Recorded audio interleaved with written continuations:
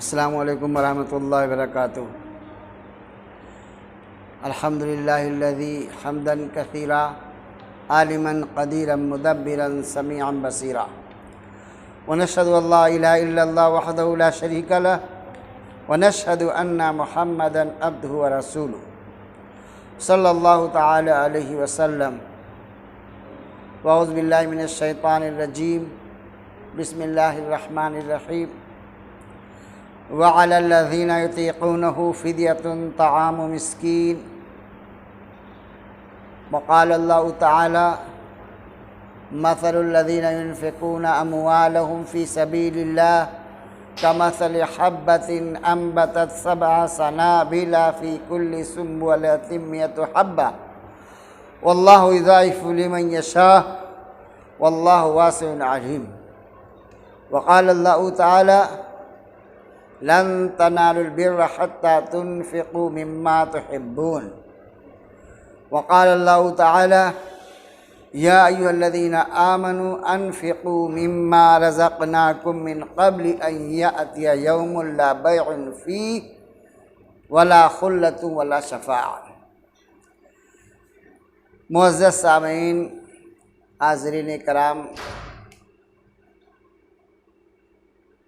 آج کا ہمارا موضوع ہے صدقہ فطر۔ صدقہ فطر کی فضیلتیں قرآن پاک سے ثابت ہیں۔ انفاق فی سبیل اللہ، چونکہ صدقہ فطر اللہ کی خوشنودی کا سبب ہے اور غریبوں کی مدد ہے۔ حدیث میں نبی کریم صلی اللہ علیہ وسلم نے فرمایا طعمۃ للمساکین وطہرۃ للصیام، مساکین کے لیے کھانے کا انتظام ہو جائے گا اور روزے دار کے لیے روزہ کی پاکی کا سبب بن جائے گا۔ چونکہ حدیث پاک میں آیا ہے، نبی کریم صلی اللہ علیہ وسلم نے فرمایا کہ روزہ کے اندر جو کمی کجی، ہم صبح سے شام تک جھوٹ بھی بول دیتے ہیں، روزہ کی حالت میں فحش باتیں کرتے ہیں، لغویات بکتے ہیں، ان سب چیزوں کو دور کرنے کے لیے صدقہ فطر ہے۔ تو قرآن پاک میں اللہ تبارک و تعالیٰ نے اپنے راستے میں خرچ کرنے کی بہت سی فضیلتیں بیان فرمائی ہے، اور وعلی الذین یطیقونہ فدیۃ طعام مسکین کی بہت سی تفسیریں ہوئی ہیں، جس میں مفسرین کرام نے بہت سی تفسیریں بیان کی ہے۔ کسی نے تو اس کی تفسیر بیان کی ہے فدیہ کے بارے میں کہ جو روزہ نہ رکھ سکتا وہ فدیہ دے، اور کسی نے بتایا ہے کہ جو بہت معذور ہو یا کسی وجہ سے روزہ نہ رکھتا ہو اور روزہ کے بعد مرنے سے پہلے کبھی صحت مند نہ ہو، وہ فدیہ دے۔ اور کچھ مفسرین کرام کی رائے ہے کہ اس سے مراد اس میں صدقہ فطر بھی ہے۔ بہرحال ہمیں بیان کرنا ہے فطرے کے بارے میں۔ تو فطر کا لفظ جو ہے یہ افطار سے نکلا ہے، چونکہ صدقہ فطر کو اسی لیے زکوٰۃ فطر کہا جاتا ہے کہ وہ رمضان کے روزے پورے ہونے کے بعد دیا جاتا ہے۔ جو فطرہ ہے رمضان کے روزے پورے ہونے کے بعد دیا جاتا ہے، اور اس کا حکم پہلی بار عید کی سے 2 دن پہلے سن 2 ہجری میں دیا گیا۔ تو یہ صدقہ فطر میں ہم آپ کو بتا رہے ہیں کہ صدقہ فطر کس پر واجب ہے، اور اس کا وجوب کا وقت کیا ہے، اور کن کن چیزوں پر واجب ہوتا ہے، تو اور اس کی فضیلتیں کیا ہیں۔ نبی کریم صلی اللہ علیہ وسلم نے فرمایا کہ اپنے حدیث پاک کے اندر ان ابی سعید الخدری رضی اللہ تعالی عنہ كنا نخرج زکاة الفطر صاعا من طعام او صاعا من شعیر او صاعا من تمر او صاع من عقد او صاع من زبیب۔ اسی طرح اس کی دوسری حدیث ہے، ان عبداللہ بن عمر زکوٰۃ الفطر من رمضان علی کل نفس من المسلمین، اور اس کے علاوہ بھی بہت سی حدیثیں ہیں۔ نبی کریم صلی اللہ علیہ وسلم نے اس کی بہت سی فضیلتیں بتائی ہیں۔ تو سب سے پہلے ہم آپ کو بتاتے ہیں کہ صدقہ فطر واجب ہونے کا وقت کیا ہے، یعنی صدقہ فطر کب آپ پہ واجب ہوتا ہے۔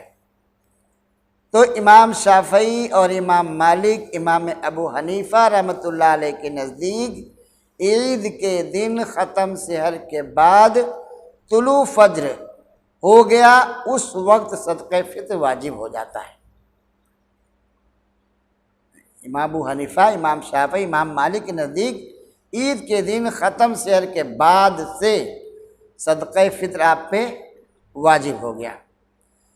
امام شافعی، امام مالک رحمۃ اللہ علیہ کا دوسرا قول یہ ہے کہ عید کا چاند دیکھنے کے بعد صدقہ فطر واجب ہو جاتا ہے، یعنی رمضان ختم ہوا، 29 یا 30 کا چاند نظر آیا، بس وہیں سے صدقہ فطر واجب ہو گیا۔ امام ابو حنیفہ رحمۃ اللہ علیہ کے نزدیک رمضان سے پہلے بھی دینا جائز ہے، جیسے کہ ہم لوگوں کا عام رواج ہے کہ کچھ لوگ رمضان میں دینا شروع کر دیتے ہیں، لیکن کچھ لوگ رمضان سے پہلے بھی اگر دینا چاہیں تو دے سکتے ہیں۔ یہ ہمارے امام ابو حنیفہ رحمۃ اللہ علیہ کا قول ہے۔ تو یہ مختلف اقوال ہوئے ائمہ کرام کا، اور اول رمضان میں امام شافعی رحمۃ اللہ علیہ کے نزدیک جائز ہے۔ امام شافعی رحمۃ اللہ علیہ کا قول ہے کہ پہلے رمضان سے آپ دے سکتے ہیں، اور ہمارے امام ابو حنیفہ رحمۃ اللہ علیہ فرماتے ہیں کہ رمضان سے پہلے بھی کوئی شخص دینا چاہے تو دے سکتا ہے۔ بہرحال تمام ائمہ کے نزدیک 2 دن پیشگی ادا کرنے میں کوئی اختلاف نہیں ہے، یعنی عید کے 2 دن پہلے، چونکہ واجب کب ہوا تھا ابھی ہم نے بتایا آپ کو کہ جو واجب ہوا چاند نظر آ گیا عید کا، بس واجب ہو گیا فطرہ۔ تو اس کے 2 دن پہلے اگر کسی نے ادا کر دیا تو تمام ائمہ کہتے ہیں کہ کوئی بات نہیں، کوئی حرج نہیں، سب یہ جائز ہے، آپ دے سکتے ہیں، اور بہتر ہی یہی ہے۔ کیوں؟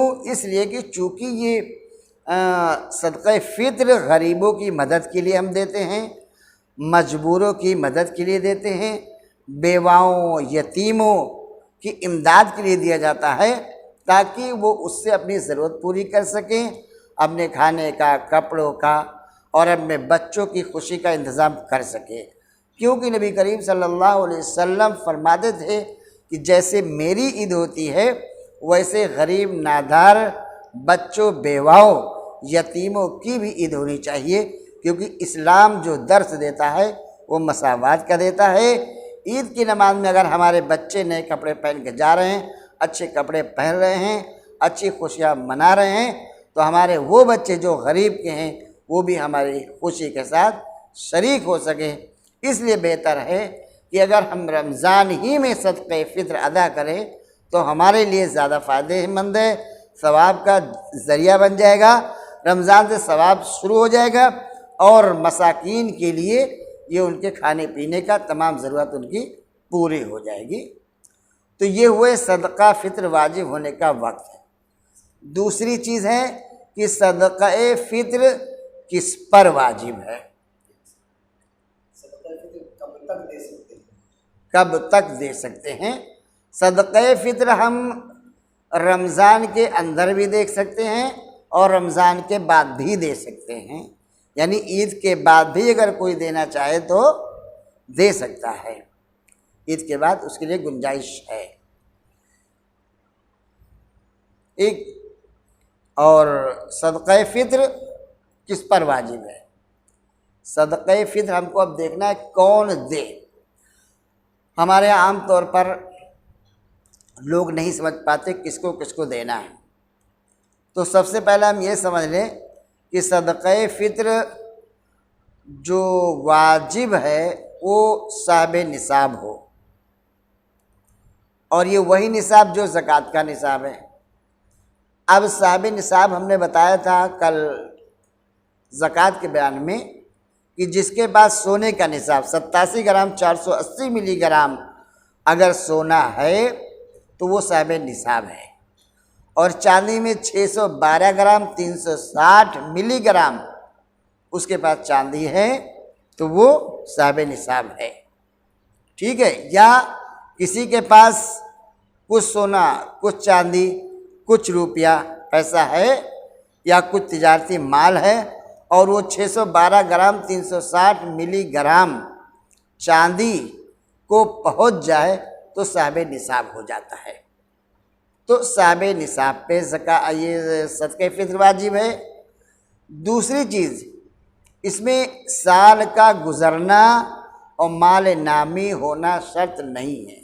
زکوٰۃ میں تو شرط ہے کہ صاحب نصاب ہو، اس پہ سال گزرا ہو، بڑھنے والا مال ہو، لیکن زکوٰۃ الفطر میں اس میں سال کا گزرنا ضروری نہیں ہے، مال نامی ضروری نہیں ہے۔ اگر کسی کے پاس رمضان میں اگر وہ صاحب نصاب ہو گیا، یا جب اس پہ فرض ہوا یعنی عید کے دن اس پہ فرض ہوا، اس دن بھی وہ اگر نصاب کا مالک ہو گیا تو اس پہ یہ فطرہ واجب ہو گیا۔ نمبر 3، ہر مسلمان پر، وہ چاہے عورت ہو یا مرد ہو، آزاد ہو، غلام ہو، چھوٹا ہو، بڑا ہو، غریب ہو اور امیر ہو، سب پر یہ واجب ہے۔ اب چھوٹا غلام اگر خود اس کے پاس صاحب نصاب ہے تو اپنی طرف سے یہ ادا کرے گا، لیکن اگر یہ خود صاحب نصاب نہیں ہے تو اس کا مالک یعنی بچے کا مالک ماں باپ ادا کرے گا، اور غلام کا مالک اس کا آقا ادا کرے گا۔ ایک سوال اور پیدا ہوتا ہے کہ بیوی اگر خود صاحب نصاب ہے تو اپنا صدقہ فطر ادا کرے گی، جیسے کہ زکوٰۃ اس پہ فرض ہے۔ اگر وہ صاحب نصاب ہے تو بیوی اپنی زکوٰۃ الگ ادا کرے گی، بیوی اپنی قربانی الگ کرے گی، اور اگر بیوی کی طرف سے اس کے شوہر نے کر دیا یا فطرہ ادا کر دیا، جب بھی کوئی حرج نہیں ہے وہ ادا کر سکتا ہے۔ نمبر 4، نابالغ بچہ یا بچی یا ماتحت غلام کی طرف سے اس کے ماں باپ یا مالک پر صدقہ فطر کرنا واجب ہے۔ یہ 4 چیزیں ہو گئی۔ اس میں کچھ ائمہ کرام کا اختلاف ہے۔ امام ابو حنیفہ رحمۃ اللہ علیہ فرماتے ہیں کہ جو صاحب نصاب ہے اسی پر واجب ہے، جو صاحب نصاب نہیں ہے اس پہ صدقہ فطر واجب نہیں ہے۔ امام شافعی رحمۃ اللہ علیہ کے نزدیک اور امام حنبل رحمۃ اللہ علیہ کے نزدیک ان کے یہاں ہے کہ ایک دن اور ایک رات سے زائد کسی کے پاس کھانے پینے کا انتظام ہے تب بھی وہ صدقہ فطر اس پر واجب ہے۔ دیکھیے بہت سخت قانون ہے ان کے ہاں۔ امام شافعی، امام حنبل رحمۃ اللہ علیہ کے نزدیک کریں ایک دن اور ایک رات سے زیادہ اس کے پاس کھانے کا انتظام ہے تو اس پر بھی صدقہ فطر واجب ہے۔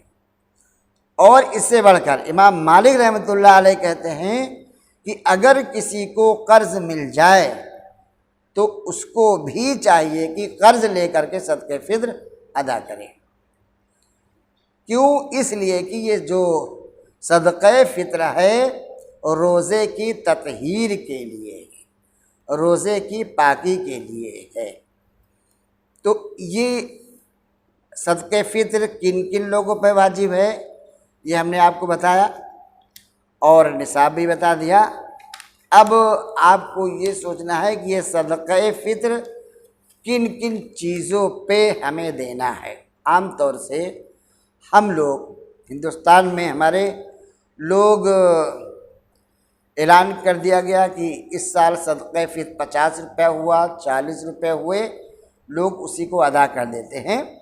لیکن ہم نے ابھی آپ کے سامنے ایک حدیث پیش کی ہے حضرت ابو سعید خدری رضی اللہ تعالیٰ عنہ کے، اور اس کے علاوہ بہت سی حدیثیں ہیں جن میں نبی کریم صلی اللہ علیہ وسلم نے 5 چیزوں سے صدقہ فطر ادا کرنے کو کہا ہے۔ ہم نے ابھی حدیث پڑھی عن ابی سعید الخدری رضی اللہ تعالیٰ عنہ قلنا نخرجو زکاة الفطر صاعا من طعام او صاعا من شعیر او صاعا من تمر او صاعا من عقد او صاعا من زبیب. یہ حضرت ابو سعید خدری رضی اللہ تعالیٰ عنہ فرماتے ہیں کہ ہم لوگ زکوٰۃ فطر یعنی فطرت کی زکوٰۃ جو نکالتے تھے وہ کس پہ نکالتے تھے؟ ایک سا کھانے میں سے، ایک سا جو میں سے، یا ایک سا کھجور میں سے، یا ایک سا پنیر میں سے، یا ایک سا کشمش میں سے. دیکھیے دوسری حدیث میں نبی کریم صلی اللہ علیہ وسلم نے فرمایا ادو صدقۃ الفطر نصف صاع من بر او صاع من تمر او صاع من شعیر او صاع من زبیب. بہرحال مختلف حدیثوں میں کئی چیزوں کے بارے میں ذکر کیا نبی کریم صلی اللہ علیہ وسلم نے. خلاصہ کلام یہ ہے کہ 5 چیزوں کے بارے میں آپ صلی اللہ علیہ وسلم نے فرمایا کہ 5 چیزوں سے آپ صدقہ فطر ادا کیجیے. نمبر 1 کشمش سے، نمبر 2 کھجور سے، نمبر 3 پنیر سے، نمبر 4 جو سے، نمبر 5 گیہوں سے. یہ 5 چیزیں آپ صلی اللہ علیہ وسلم نے مختلف حدیثوں میں ذکر فرمایا مختلف صحابہ سے. اب کتنا میں کیا مقدار فرمائی؟ فرمایا کہ کشمش اگر آپ دے رہے ہیں تو 1 سا، کھجور دے رہے ہیں تو 1 سا، جو 1 سا، پنیر 1 سا. 1 سا ہوتا کتنا ہے؟ موجودہ وزن 1 سا 3 کلو 266 گرام کشمش دیجئے، 3 کلو 266 گرام کھجور دیجئے، 3 کلو 266 گرام پنیر، اور 3 کلو 266 گرام جو. اور گیہوں اگر دینا ہے چونکہ نصف سا ہے اس لیے گیہوں کا وزن 1 کلو 633 گرام. یہ 5 نصاب آپ کے ہو گئے. اب ہر ایک کے قیمت کے حساب سے ہمیں اپنے صدقہ فطر کو ادا کرنا ہے. اب چونکہ گیہوں ہمارے لیے سب سے سستا ہے اس لیے عام طور سے لوگ گیہوں کی صدقہ فطر کو ادا کرتے ہیں. لیکن ہم آپ کو بتانا چاہتے ہیں کہ نبی کریم صلی اللہ علیہ وسلم نے فرمایا کہ اگر کوئی شخص زیادہ سے زیادہ فضیلت حاصل کرنا چاہتا ہے اور زیادہ ثواب چاہتا ہے تو اس کو چاہیے کہ افضل سے افضل جنس سے صدقہ فطر ادا کرے.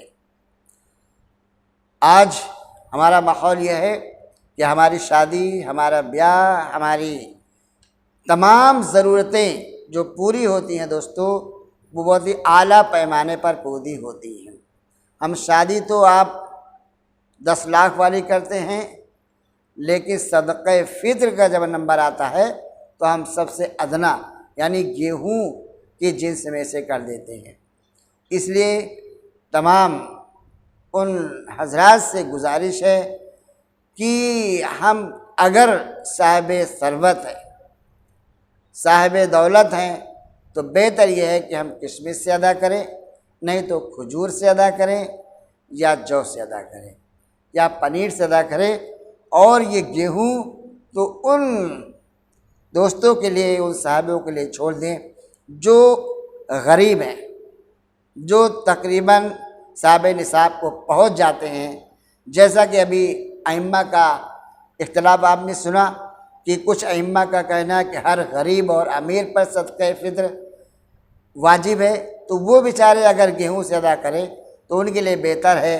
لیکن ہم دولت والوں کو چاہیے کہ جس طریقے سے ہمارے تمام اخراجات شادی بیاہ اعلیٰ پیمانے پر ہوتے ہیں، ہمارے فنکشن، ہمارے اخراجات اعلیٰ پیمانے پر ہوتے ہیں، اس لیے ہمیں بھی چاہیے کہ نبی کریم صلی اللہ علیہ وسلم کی سنت ہمیں ادا کرنا ہے تو اچھی سے اچھی سنت ادا کریں. کشمش، کھجور اور پنیر کو صدقہ فطر دے کر کے ادا کریں تاکہ اس میں زیادہ سے زیادہ ہمارے غربا مساکین کا فائدہ ہو سکے. آخر میں 2 باتیں رہ گئی ہیں کہ صدقہ فطر ہمارے امام ابو حنیفہ رحمۃ اللہ علیہ کے نزدیک افضل ہے کہ سب سے اعلیٰ چیز سے ادا کی جائے، یعنی کہ جسے کشمش ہے. سب سے اعلیٰ جو بھی مارکیٹ کے اندر ہو اس سے ادا کرنا امام ابو حنیفہ رحمۃ اللہ علیہ کے نزدیک افضلیت ثابت ہوتی ہے۔